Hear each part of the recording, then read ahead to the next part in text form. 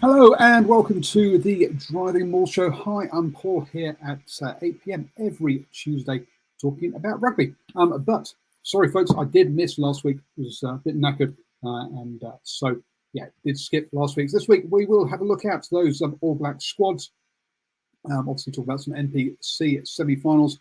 Got a couple of interviews from games I've been at 2 weeks ago, talking about the format of the NPC. Bunnings NPC, so have a look at that and have a talk about that as well, as we've had a meltdown of the second English rugby club, so we'll talk about that and also report on the French clubs as well. There's been a whole bunch of re-signings here in New Zealand or Aotearoa, and also somebody heading over to Japan on a sabbatical as well. So lots to talk about. Yes, you probably noticed I didn't mention the Women's Rugby World Cup. I'll be honest, I don't have Spark, and I'm not actually watching it that much. So I'll be honest, not a lot that I can shed a light on there. So rather than do it poorly, I'll suggest that you go to other sources that can do it properly on that one. I might just give a very quick update on the tables, but apart from that, we will. It's not something like that. I've been watching that much, so I can't actually talk that much about with authority. So that's kind of what we're up to today. As you can see, I'm on my own. This one I'm not, because just at the last minute, Mr. Stephen Harrison has jumped in. How are you doing, sir? Yep. Start talking. Yeah, go on, Steve. Talk. Anyway, hopefully we will have Stephen joining us on that one. Good evening to Simon, who has joined us in the live chat. I suppose there's some interesting Major League Rugby news. Some teams might not be playing this season, but two new expansion franchises replace them. So that's the Giltinis and the Gilgronis. That all went a bit nasty towards the end of the season, didn't it? With the owner of those two teams throwing his toys out of the pram a little bit. So look, teething issues that you kind of expect with a new expansion league in a new country. So not that surprised by that one. Stephen, can you hear me now? Looks like Stephen's having some technical issues, so hopefully when he gives me a thumbs up that he's got himself sorted, he will be back with us on that one. So he's not done what I did, which was have no volume turned up and then suggest other people's microphones weren't working. It's a bit, all those fun and games things that you have on these kind of on technical issues you have on these kind of things. So just very quickly on that Women's Rugby World Cup, New Zealand top their pool with 2 wins on 10 points, with Australia there in second on 4, the same as Wales. But let's be honest, with Wales, got New Zealand up next, so they have got the tough. Oh, sorry, Wales have got Australia next, so that's a great one there to see them. Both those two fighting it out for that second place in Pool A. Over in Pool B, and Canada top that one on 10 points, and with Italy and the USA in second, both on 5. Italy, though, have got Japan to come, and so they've got to be favourites to hold on to that position, as USA have to play Canada. Then finally in Pool C, England on 9 points there. Having beaten France in second place on 6 points. Obviously, those two expected to go through from that one. So, Stephen, can you hear me now? Does not like it. Hopefully, we'll have him come up soon on that one. So that's a quick pre-see of where that's all at. Remember that top 2 teams from each pool, 6 plus the second best third ranked teams also go through, with the USA with that bonus point currently leading the way in that third place position. As I say, I'm not watching those games, so I can't comment any much further on that one. but do check it out on Spark Sport if you've got it. At the weekend, then we had the NPC semi-finals with Wellington, the jersey I'm wearing this evening, taking on Auckland. Look, this was Wellington were in control of this one pretty much from the start, scoring after any about, was it 5 minutes, I think, from memory, and they went up 19-0 before Auckland came back into it. They clawed it back to 26-14, so within 12 points. That's as close as they got. So it finished 54-19. That's the highest ever score for Wellington versus Auckland. So Wellington going very, very well heading into the final. And in that final, they will be facing Canterbury. Now, a much tougher game for them up against Bay of Plenty. And in this one, look, it was only 6-3 until just before, not long before half time, when the Canterbury managed to pull out to an 11-3 win. But Bay of Plenty scoring first after half, pulled it back to a 1 point game, 11-10.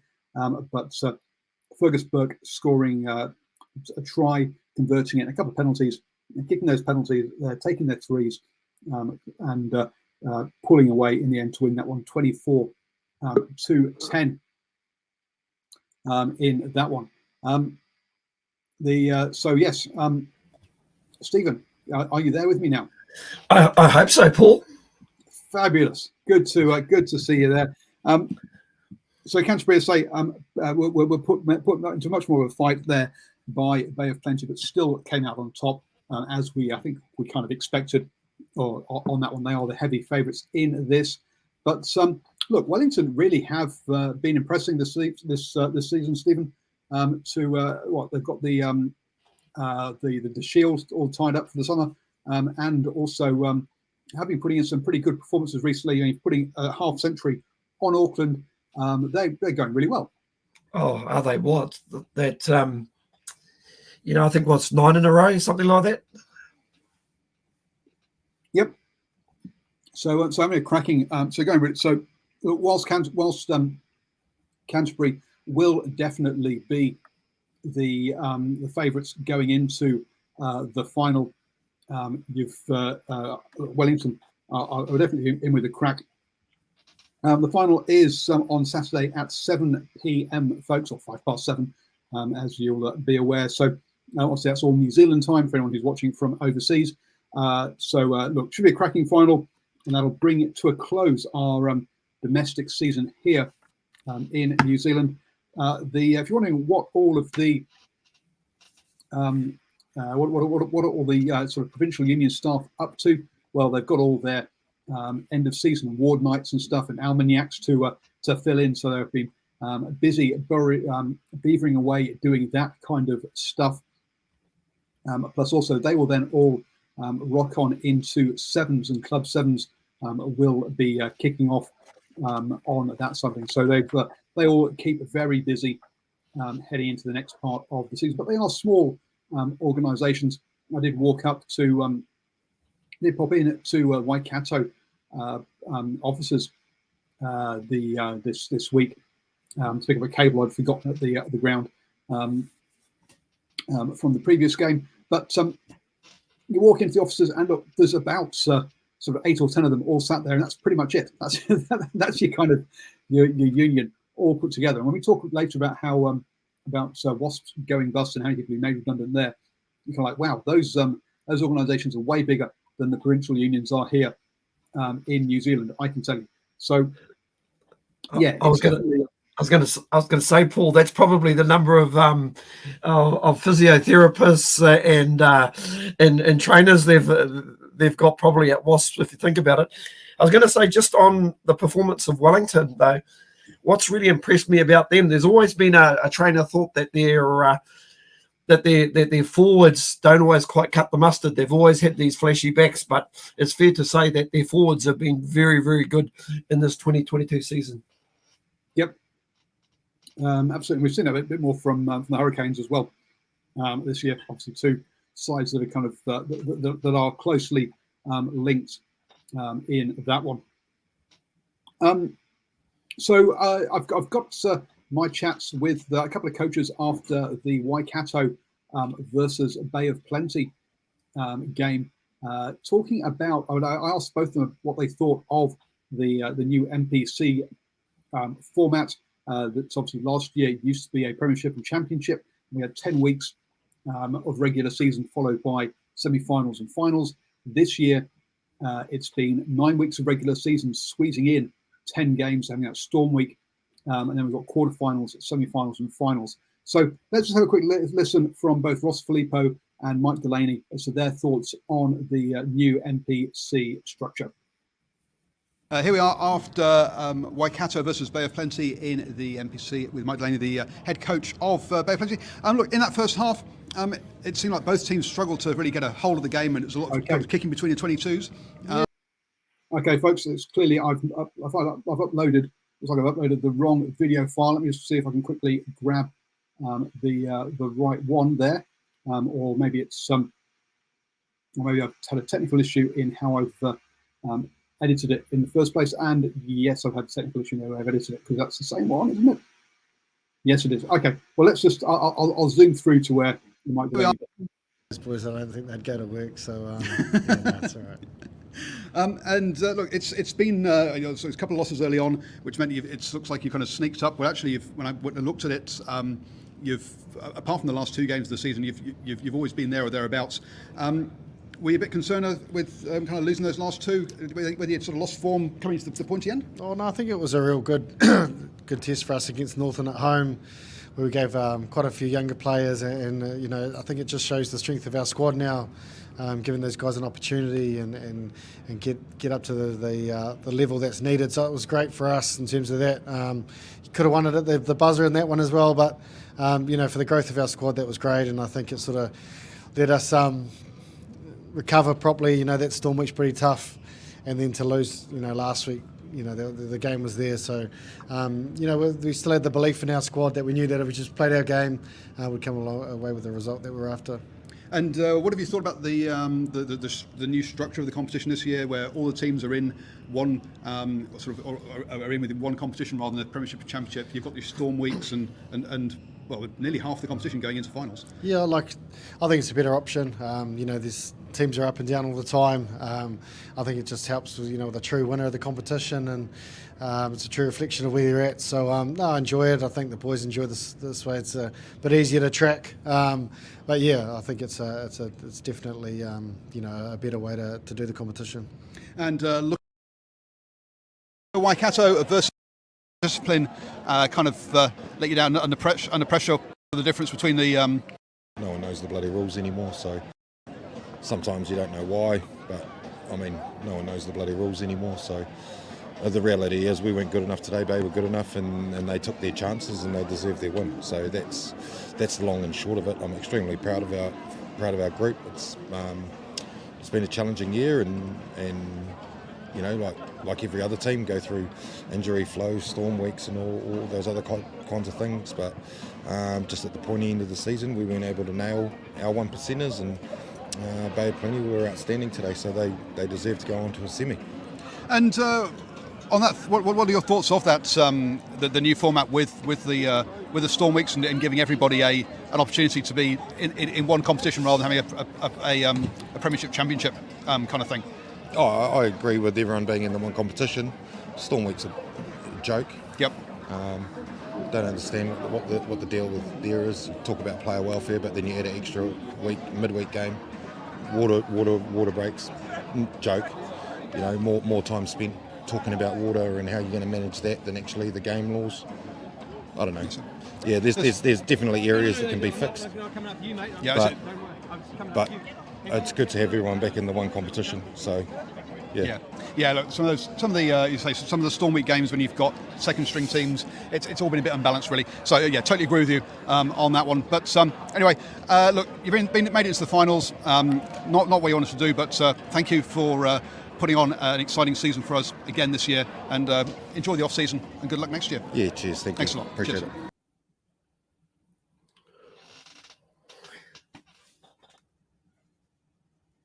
One thing you know about Ross Filippo is he doesn't hold back in his views, Stephen?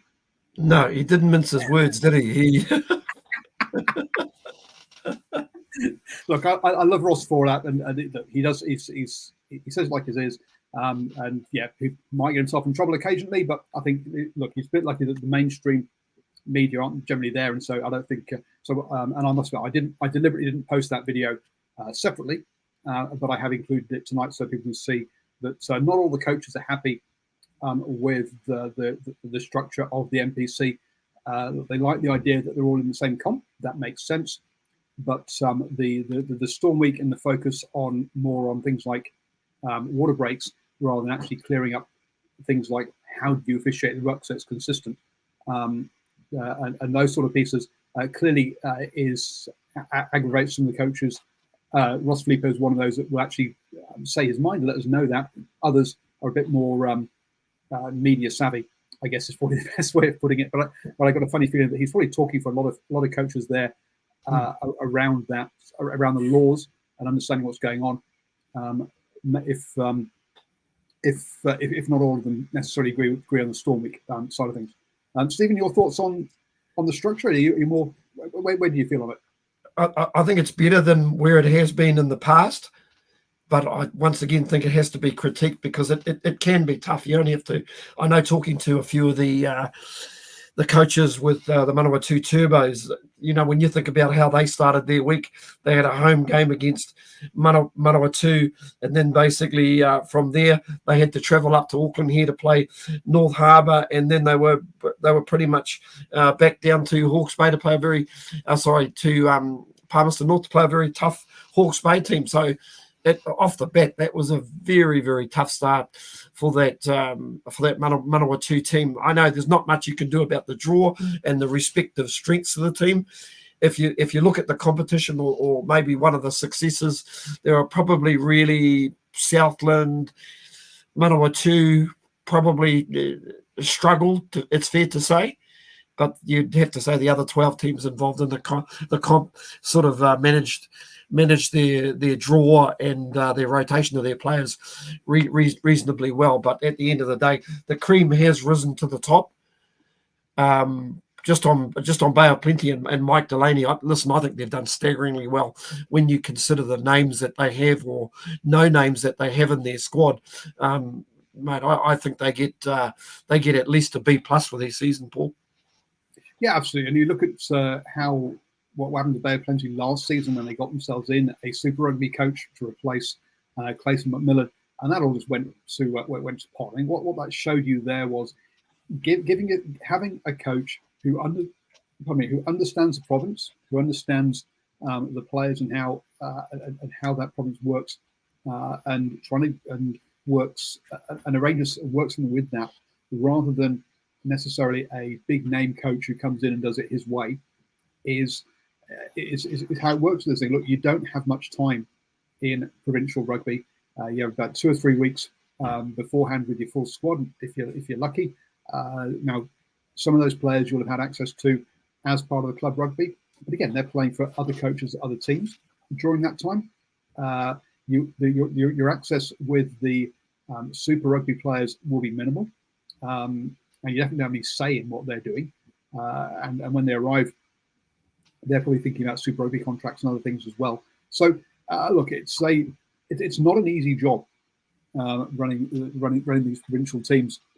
You also don't have the same amount of staff as you get at Super Rugby, an amount of physios or strength and conditioning and assistant coaches for this, that, and the other. So it's one where you need to know your province, from my mind, and understand how that province works, because they are different in different places around. In Bay of Plenty, you've got your inland and your outland club season, with one based mainly around Rotorua and the other one sort of mainly around Tauranga. You've got whereas you go to Northland, you've got basically a 5-hour drive from one end of to the other. So it's whereas if you go to Auckland, you can probably, if the games weren't on at the same time, you could drive around and see all the same games in one day. So there's a very big difference between these as to how you how you approach and work with your province from that point of view. There's also the I was going to say there's also the financial aspects that go with this competition as well. From my understanding, there's only going to be at least 2 provinces that are going to end up in the black come the end of the season. There's all those hidden costs, especially when there are injuries. They've got to bring other players into the squad. That's a real big one, like wider training players that they've got to bring in. All of a sudden, they've got to put them on a substantially bigger contract.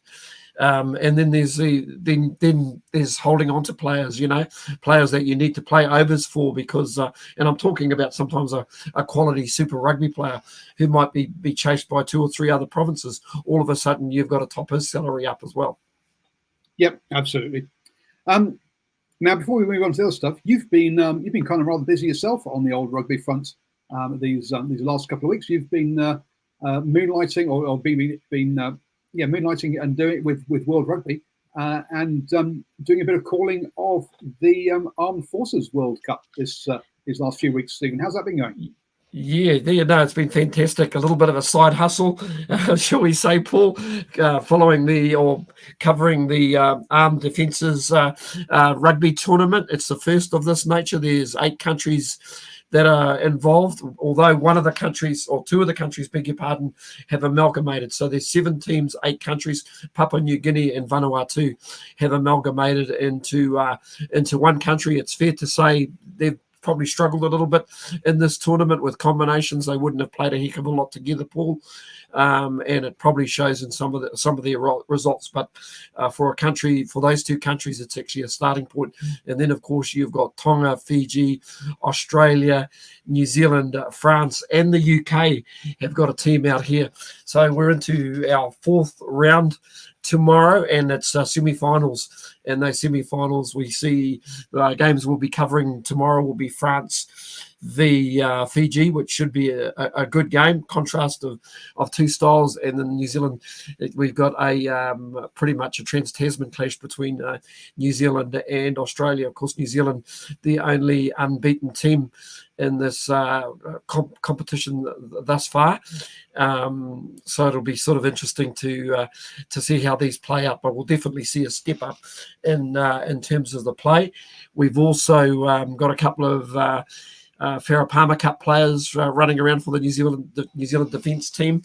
The Hayley Hutana, the skipper of North Harbour. And we've also got Liam Miles, who plays for the Otago Spirit, and she's just picked up a super contract, Super Rugby Opiki with the South Island franchise team, Paul. So good news for her. Quality of rugby on. Just so I'm clear, are you saying these are mixed teams that they're playing in the men's comp, or is it separate men's and women's competitions? No, it's just primarily a women's competition. So beg your pardon to our listeners and viewers out there. So it's just running around about the same time as the Women's World Cup. Only difference is, Paul, it's actually running during the week as opposed to the weekends, and that's happening over at the College Rifles Rugby Football Club. Kickoff tomorrow is at 11 o'clock for the first game, 1 o'clock for the second game. But we actually do have if you go onto the Defence Rugby website and just navigate your way around, there is a live stream that you can pick up, and that's going through Pacifica TV. So yeah, quite enjoying that. And of course, with the doyen of talkback for a while there at ZB, Mark Watson. Yep. So So I didn't understand. When you said it was the first ever Forces World Cup, I'm like, no, surely it can't be it. But okay, it's first ever women's Forces World Cup. Right, understand now how that is. So yeah, fantastic that now exists, and a good step forward there with that one. So yes, folks, if you want to get them down to College Rifles if you're at the loose end tomorrow, and say hello to Steve in the flat cap. He's not joining the game obviously because he'll be working, but I'm sure after the game he'll be hanging around and available for autographs and things like that. Moving on then to you mentioned the financial situation then, and we won't talk about we won't get into politics of global financial issues, but we will talk about what's happening over in England. Now, you've already mentioned there that you think only 2 out of the 14 Bunnings NPC provinces will actually turn will not make a loss So that's 12 provinces here in New Zealand will be making a loss this year.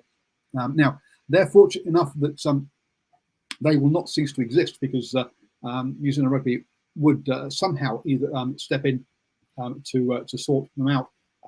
That's not the situation over in the UK, or over in England, sorry, where in the Gallagher Premiership now we've lost 2 teams.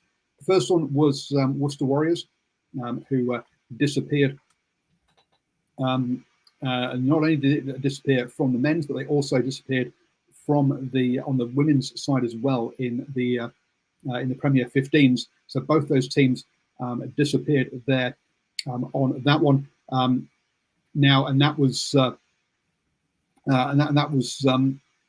was going on for. Definitely, there were accusations or allegations, sorry, of mismanagement of that, and that's basically the people who took over since the previous owner, who had been who had unfortunately passed away and had been a big supporter of Worcester Warriors, and really had basically asset stripped the company.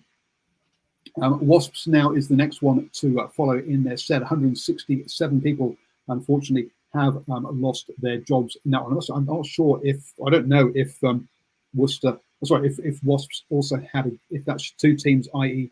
includes a women's team or not. But I'll try and Google that as we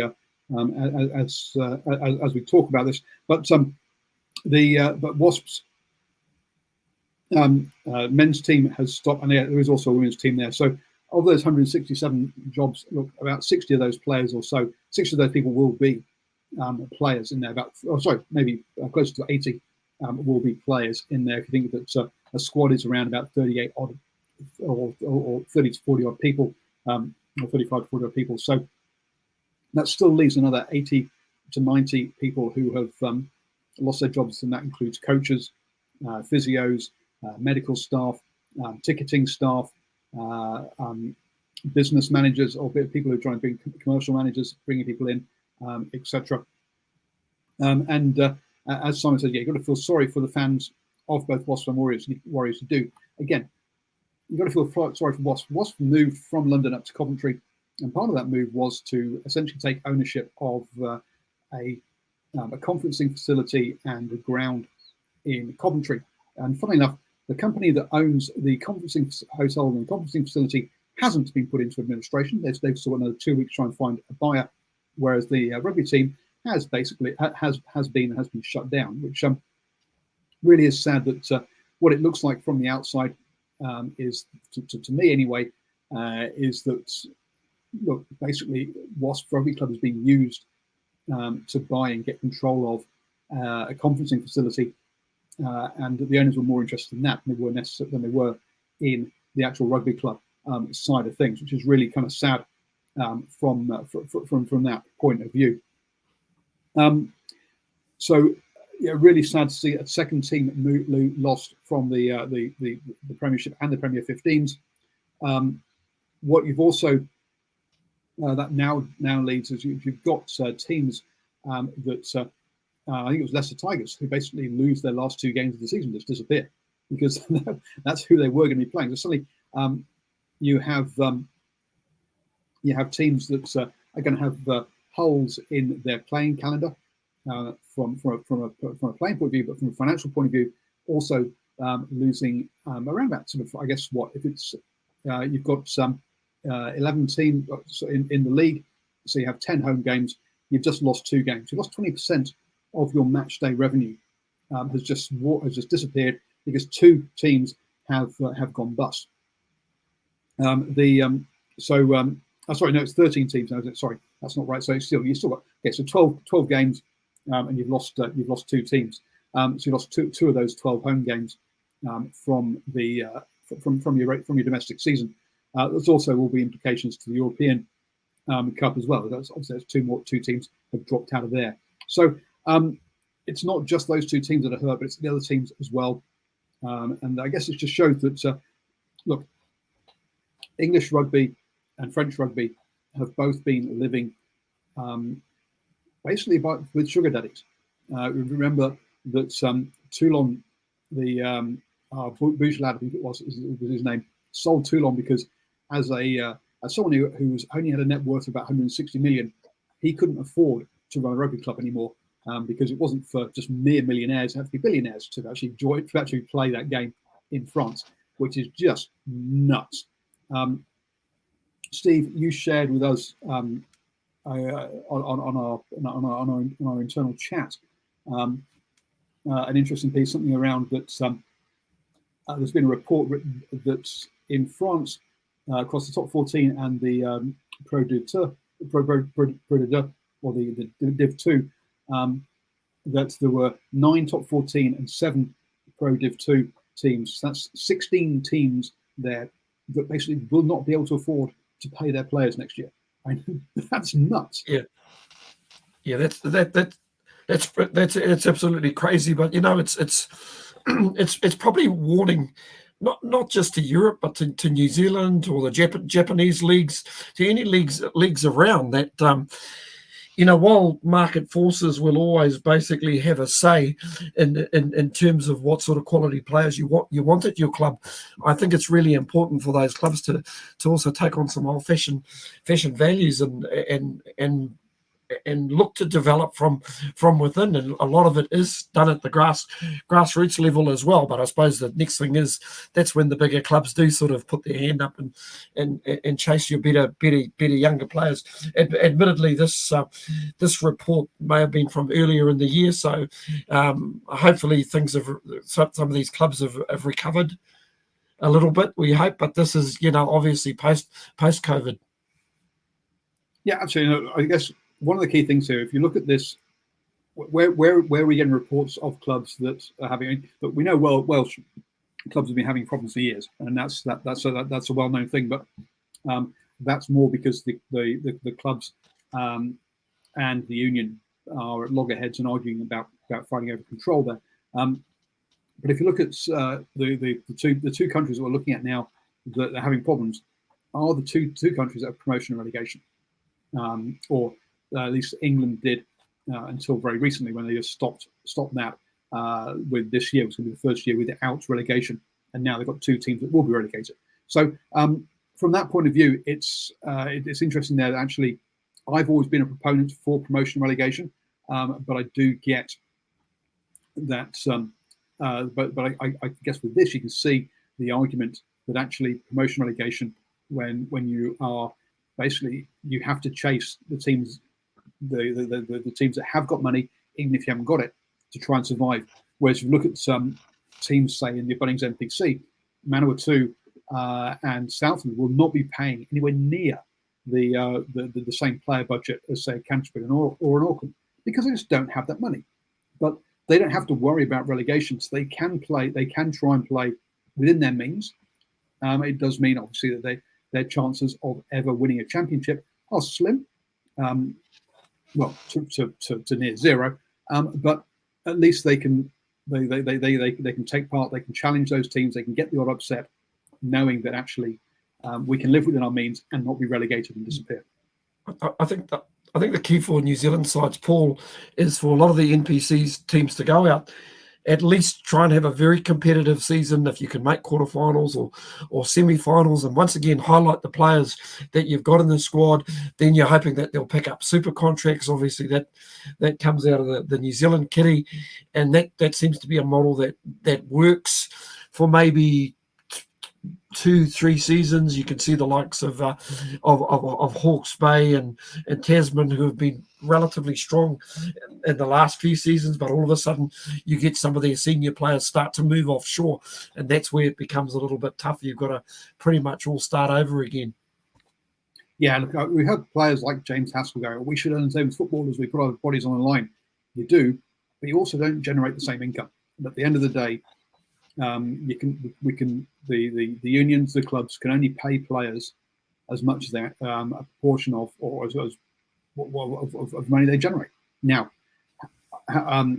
do I believe that administrators have been good at maximising their income and the way that they have built fan bases? No, I don't. I think they can do a much better job there as well. But look, unfortunately, players can only be paid the money that comes in that's generated by the business. At the end of the day, these are businesses, and players aren't paid to play rugby. They are paid to be walking billboards, and the best way they can get eyes on those billboards is by playing rugby.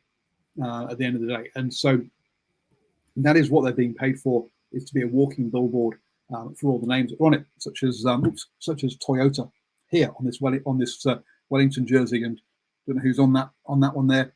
Rutherford and Bond, Rutherford and Bond, whoever Rutherford and Bond are. But look, that's what they're there. That's what players are being paid for. They're not being paid to actually play rugby. I guess that's one of those things that a lot of us don't. A lot of fans don't really, and quite a lot of players don't actually get and understand. Anyway, should probably have to move on from this one. But yeah, clearly, financially, the game's in a not very good state at the moment. A couple of re-signings. Then Geordie Barrett, Severis, and Topu Va'ai have all re-signed with the All Blacks, and obviously their Super Rugby people, and then at provincial to pass the Rugby World Cup. There's a whole bunch of those going on. Seems to be the right time of the year or part of the cycle for that. Three players. I think New Zealand Rugby will be very happy to have kept Stephen. Yeah, Severis surprises me because, we know before that incident that got him into a lot of trouble. He'd signed a deal with Ulster, but that didn't come to fruition. And I do wonder with Severis if he's maybe, once upon a time he would have said he would have been in the starting 15 quite comfortably, but at this point I'm not even too sure if he's in your starting 23. Look, he's in the travelling squad, and he's a guy that whenever you put him on the pitch, seems to score tries. So look, he delivers from that point of view on the pitch. Yes, are there issues off the pitch? Yes, there are.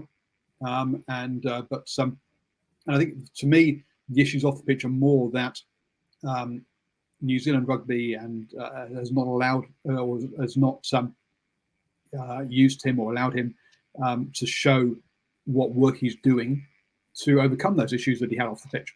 And move on from those. To me, that's a problem that needs to happen. The comment there in the live chat from LB, who's sort of not happy about Reece and Frizzell being part of it. Now I know that Severis has done a lot of work on himself since that incident, but there's been no. There's been no showing of that in the to the public, to the fans, to show how you move on from those things. So people will do those things, and we can't just cast them out from society or lock them up from when those things happen. We have to try and rehabilitate them and show the path forward. Frizzell, that's a much more recent thing, and also in an area of the country that I don't have connections to, so I don't know what's happened down there. Look, that was very distasteful. I find it difficult around Frizzell. I'll be blunt, and what happened there. So in some ways, I'm a little surprised around Reece, but look, he's always in the squad, and he's delivering on the pitch, even if there are issues off the pitch from that point of view that they could handle much better, I believe. Moving on then, Artie Surveyor is off to Japan post Rugby World Cup on a sabbatical. So go, well done, Artie. Go over to Japan, enjoy yourself, and have the experience. Look, it's I know that some people aren't happy that the players do have these sabbaticals. Obviously, we've seen TJ Perinara, Bowden Barrett, Dane McKenzie, Brodie Retallick, all in the last couple of years, have all gone and done that. Look, Artie doing it post Rugby World Cup is no big surprise on that one. Look, if that's how you keep these players in New Zealand and not having to go overseas permanently, then look, I think it's New Zealand Rugby spending its money wisely in that. Yes, Ardy will miss a hurricane season, but I think that's the end of the world on that one. Unless you've got something to say, Stephen, we'll move on to have a chat about the All Black squads, because I didn't look at those last week because I didn't have a show last week. Sorry, folks, about that. I was a bit knackered. Stephen was busy, so we skipped last week, but we're back this week, and hopefully we'll be around every week from now onwards. First off, the All Blacks squad. Quickly running through it to those of you who are listening on the podcast. But if you folks, you can always watch on Facebook, YouTube, and Twitter. And I do have a screenshot here of the team. So hookers, Coles, Takilaho, and Taylor from that one. On the props, Bauer, De Groot, Lualala, Lomax, Muir, and Tongafasi. In the engine room, Barrett, Ritalik, Va'ai, who's just re-signed, and Whitelock. And then into the Lucy's, Kane, Frizzell, Awani, Akira, that is, Papulihi, Savia, and Satutu. In the forwards, then, Stephen, I don't think there's any. I mean, the locks, they pretty much pick themselves. Same with the hookers.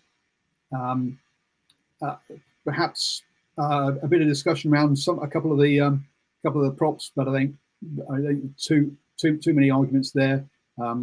Should Offer be in there? Yeah, it's a bit, maybe not. And then in the Lucy's, well, has Akira done enough? Some people would argue no. Hoskins to 2-2 ahead of again as the 8th choice rather than Soakula or Luke Jacobson. I guess you could toss it up, but not many arguments there in that forward pack. No, not really. Soakula is probably the only one you could probably debate. Where has he gone? What's happened to him? It's a bit of a shame for him. I did question that selection earlier in the year. You could have maybe looked at Damian McKenzie. Has his form been good enough at NPC level to force his way into the side? You'd have to say probably not. That would be extremely unlucky on Stephen Perofeta, because I would imagine that would have been a straight shootout between those two. You look at the likes of Anton Leonard-Brown, that pretty much makes a lot of sense that he comes through the backs. I've named the forwards, not the backs. Beg your pardon. On the backs, yeah, Christie, Fakatava, Smith, yep, the same half backs as we had during the Rugby Championship. Same again in the with Bowden, Mwanga, and Perofeta there. In the centres, Enor, Havili, Leonard-Brown, Owani, and Tuathashek. And the back three, Geordie Barrett, Clark, Whanganuku, Jordan, and Severi. So on the whole there, I think the only player to come in is apart from the Rugby Championship, is Anton Leonard-Brown. Everyone else has been there throughout that. I guess the only other person that to me has been questioned is Braden Enor, whether he should be there as a centre. But look, he's a consistent pick. Clearly, the coaches and the selectors like him. But otherwise, yeah, I think those are the only two question marks, or the only two things of note. They're the only questions of Leonard Brown coming back. But the only question mark is, yeah, should Enor be there in that one? Yeah, I was going to say the other one, maybe Roger Tuivasa-Sheck as well. You know, has he really done enough to command a midfield position in this All Black side? We've already seen him play a game on the wing for Auckland. There's probably a train of thought that maybe he should have been stuck into the B side and given some more opportunity, because you've got to ask the question, if Jack Goodhue was available, would he be in the squad? Would he have gone at the expense of, say, for example, a Braden Enor? Yeah, I think so. I mean, look, it's there are a couple of small minor things you might tweak here and there. We're talking about maybe two players who there's some question marks over. But I think the one that's much more interesting is the All Black 15. So Simon Hughes, oh dearie me, Roger is basically a PR stunt to attract casual fans. Wow. Yes, overseas, but yes, in New Zealand, but not overseas. He's not. I don't think anyone's heard of him in the UK, to be blunt, because rugby league is not that big elsewhere outside Australia and New Zealand. But if we look at the next one is the All Blacks 15 then, and amongst the forwards, Ross, Brewis, Williams, Ta'avo, Jaeger, your props, Amua, McAllister, and Bell are your hookers. Torpolotu, who's captain, Dixon, Gallagher, Makele are your locks. Makele, Tu'u, Gardner, Billy Harmon, Luke Jacobson, Leo Willie are your loosies. Into the backs, Weber, Piranara, and Roy Guard. Wow, 2 old guys and a young guy. Mackenzie Gatlin, and then interesting, Heem, my God. Nankiville, Amua, I thought he was with the Moana Pacifica for a reason, but there you go. Balin Sullivan, Talia, AJ Lamb, and Love. Now, I'm looking at this team, Stephen, and I'm like, what is this team? Because it's not an up-and-coming team when you got people like Patrick Tuipulotu and Bryce Heem in there. Is this a fringe All Black squad? Really, is Bryce Heem really a fringe All Black? I mean, is he next off the rank? I mean, are you arguing that Enor shouldn't be there, but Bryce Heem should be? I mean, wow, that's a bit of a reach, I'd have thought. What the hell is this team? Well, the first thing that I see here, Paul, you can see the influence of Jason Ryan, hence the number of Canterbury players that you immediately see in this team. So I'm pretty sure he's had a say. Listen, I'm excited about a couple of the, the younger players that they've actually brought into. Before we actually get excited about who's actually in there, what is the purpose of this team? Is this a development team? Is this a fringe team to make sure the All Blacks got everyone available, everyone ready and up to speed for the Rugby World Cup? What are they trying to do with this team?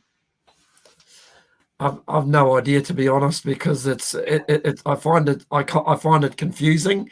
I don't necessarily think it's probably your guys who are going to go into the next level. If you want to pick some guys, you want some guys that are going to go to the next level. Like a couple of the selections I'm really quite excited about, and then there's a couple of others, like you say, Bryce Heem, that is just odd in my opinion. You're talking about a veteran player who's probably more of a spare parts player for the Blues when the likes of Roger Tuivasa-Sheck isn't playing second five. Really odd selection. I don't know where, it also seems to me that Perenara and Weber are probably still your next cabs off the rink. I just find it really odd. Angus Taval, we've seen enough of Angus at the highest level. I don't know where you're actually going with that selection. So you got Angus Taavo. You know what you're going to get from him.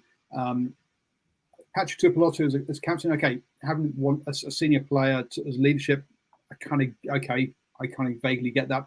But there's no Josh Lord. There's no Quinton Strange. There's a whole bunch of players you can name that aren't there from that point of view. And there's no Peter Suakula, who was apparently good enough for the All Blacks a couple of months ago, but now isn't even good enough for the second string squad that may or may. It's just such a confused squad.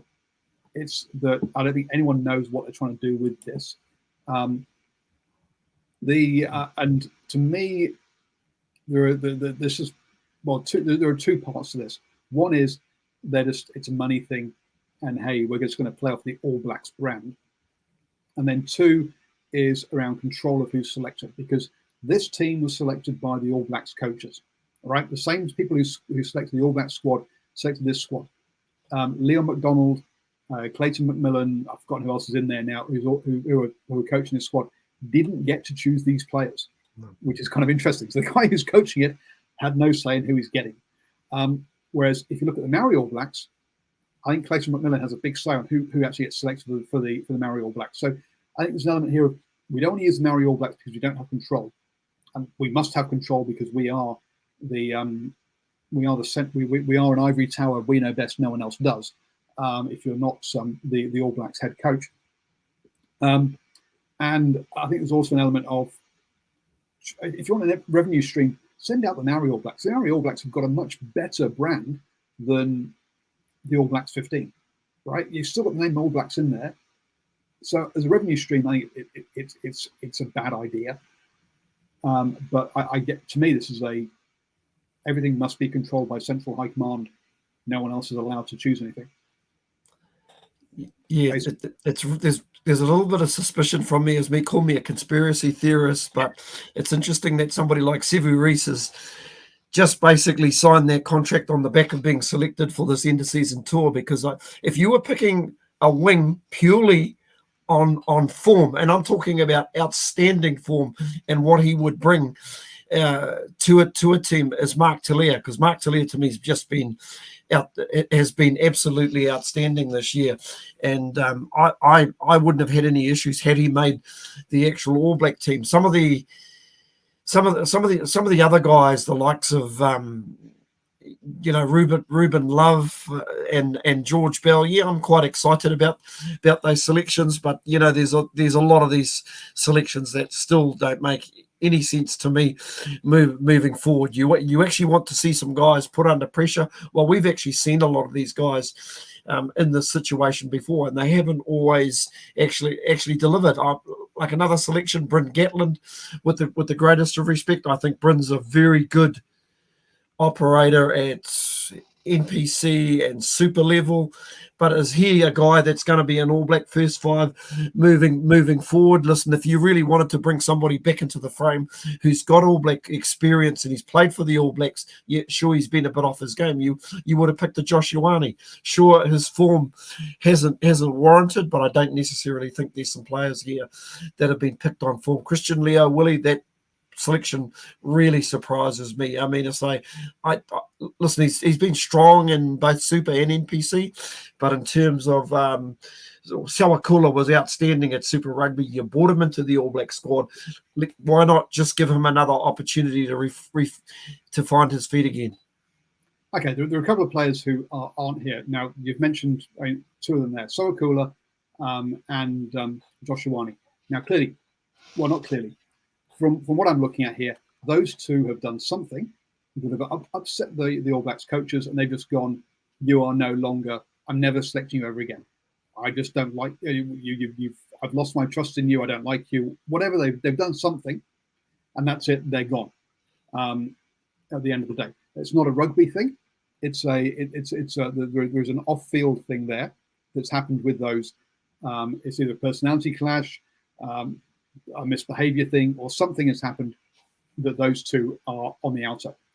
The Christian Leo Willie one strikes me a bit like Shannon Frizzell. Remember how Frizzell was picked off like 3 Super games and was then put straight in the All Blacks and did well? To me, that's they've gone, that's the physique, that's the athlete we want, get him in. And maybe it'll be inspired, maybe it won't. We'll have to wait and see on that one. I agree. You say there are some exciting selections here. Your Zach Gallagher's, your Cam Roygaard, your Ruben Loves. I'm excited to see those guys at this level and have a go. There are other guys like Mark Talia. Look, that's just reward for who you are. And then there's players like, as you say, Bryn Gatland, fantastic NPC player, very, very good Super Rugby player. He's not an international. I'm sorry. Bryce Heem, again, a guy who I thought actually at the beginning of the season was a bit. Now, I'll be honest, he was one of those players who disproved my theory, and I thought he actually played pretty well at Super Rugby level, better than I was expecting him to. But I do not see him at this level, especially at the age he's at as well. Levi Moore, the whole point of signing or being signed for Moana Pacifica was you're supposed to be available for Fiji and Samoa. Samoa, I think it is. That he's those are the 2 countries he's available for. And apparently he's said quite clearly, I want to be an All Black, and just turn them down. Well, I'm sorry, you shouldn't have. The whole point of signing for Moana Pacific was you're supposed to sign, I am available for the Pacific Islands. So I'm a bit. Look, I love Levi Moore as a player. I think he's a wonderful player. Don't get me wrong. I just don't like seeing him in this squad. I know it's not a capture squad. He can go back to those people, but so it's a confused one. I've actually got another slide that I'm just going to bring up now. That's the breakdown did. They did an unlucky 15 who weren't selected. So, how many of these do you think should have been in there actually? And I think, one of those is in that number 10 jersey, Fergus Burke. Again, another player who I thought I didn't rate going into Super Rugby this year. I thought he had a cracking season, played much better than I thought he was going to. I'd have put him ahead of Gatland because of what he could bring. Whereas I think we know what Gatland's going to bring. Yeah, I agree with you. I don't disagree with you. Yep. So a few names here. So Hodgman, Kurt Eklund, and Rackety Stones as that front row. Look, I'm not surprised Hodgman actually hasn't made it, but I think Kurt Eklund, wow, that does, yeah, I think he should have been there. Rackety Stones, I don't know, has he done enough? No, if I was honest, I see Pody Rackety Stones more as a loose head as opposed to a tight head for starters. Yep. I would have liked to have seen him more as a starting prop for the Hurricanes. Potentially is really good, but maybe a couple of injuries away from an All Black squad, but obviously not on the ice. We're also talking All Blacks 15 here as well. So maybe it could have been All Blacks 15 one as a potential for the future. But as you say, let's see him develop a super. He's a penalty machine. I'm sorry, I wouldn't have Karifi in there. But Tom Christie, there's another player who I think is missed out. Quinton Strange and Arcoy, again, two other quality locks. I think there's just so many quality locks around at the moment. They are very good. Other good thing about Arcoy, he can play equally well at number 6. I actually like him. I think he's a very good athlete for me. A little bit like the Tupu Vivek bracket in terms of height, but boy, does his job around the paddock, and it's been really impressive through this final series. Yeah, we've talked about Sol Kula already. Mitch Drummond, I think he's playing in Japan, so I'm not surprised he's not. Actually, I don't know why they put his name in there as a missing out number 9. Look, I don't think so. If we're looking at 9s missing out, I would go for the 2 guys at Waikato in Xavier Rowe and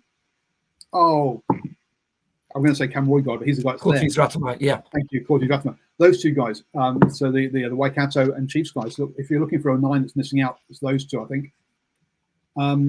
10 we've talked about. 12, Peter Mangan Jensen and Billy Proctor. I think Peter Mangan Jensen's injured, which is why he's not there. Billy Proctor, look, he got a 5-year contract straight as an 18-year-old. Is he that good? Am I missing something? I think he's just starting to show his potential at the moment, but we've had to wait a long time for it. Yeah. So, and look, he's still a young boy, right? He's still, what is he? Is he 20 yet? Anyway, but maybe, so he's still got some. Billy Proctor's still got time yet. But yeah, those. So, people talk about Peter Mangan Jensen ahead of Braden Ennell. Look, I think he's injured at the moment, which is why he's not there. Moni Nawai, wow. Again, look, I think he's a cracking player. I don't think he's done anything to upset or to chuck out the other wingers that are in there. Same for Tavita Lee as well. I guess one that's in there is Billy Proctor's 23. Wow. Okay, a bit older than I thought. There we go. So, Steve, you could have said that. You didn't have to put in the private chat. You didn't interrupt me and go, "Oi, you're wrong there." So okay, it's actually a bit older than I thought. So, but what about Sean Stevenson? Yeah, one of the unlucky players of the New Zealand 15, as they're calling it. 25 years old. He will be 26 on the 14th of November. But boy, he's got a mighty good skill set. A lot of talk about him going to the Dolphins, the new league expansion team in the NRL. So who knows? Maybe that's through the selectors from him. But to me, real skillful, real unlucky, and boy, him, Mark Talia and Tavita Lee, boy, I think they'd work well in any 15 that they were part of. to me, Sean Stevenson, until this season, has been a player that I'm sure he isn't, right? But he has this vibe of being lackadaisical, a bit lazy, a bit not really trying. Now, perhaps that's because he's so talented and so quick, it just looks that way. But that's the kind of image you've got off the pitch. Oh, sorry, from looking from off the pitch of him this season. I think he's kind of cracked it. I think he's nailed it this season. And this is, to me, this is a breakout season. Now, I don't know if he has to do that back to back before he gets recognition. But to me, yeah, I think he's made a massive leap forward this year in his play. But yeah, he's the out of that list. Then Eklund, probably Christie, so far we discussed Burke and Stevenson. To me, are the ones that perhaps should have been in the All Blacks 15. The rest of them, yeah, I'm not so sure. Well, that's us up to that. That's us coming to the end of the show. So thank you very much, Stephen, for joining me. Thank you everyone who's joined us in the live chat for the chat. It's been fun yet again. We'll be back next week after the Bunnings NPC final, and also Stephen can bring us up to speed with how the Women's Armed Forces World Cup is going as well. Thank you, Stephen. Thanks everybody. Stay safe. See you next week.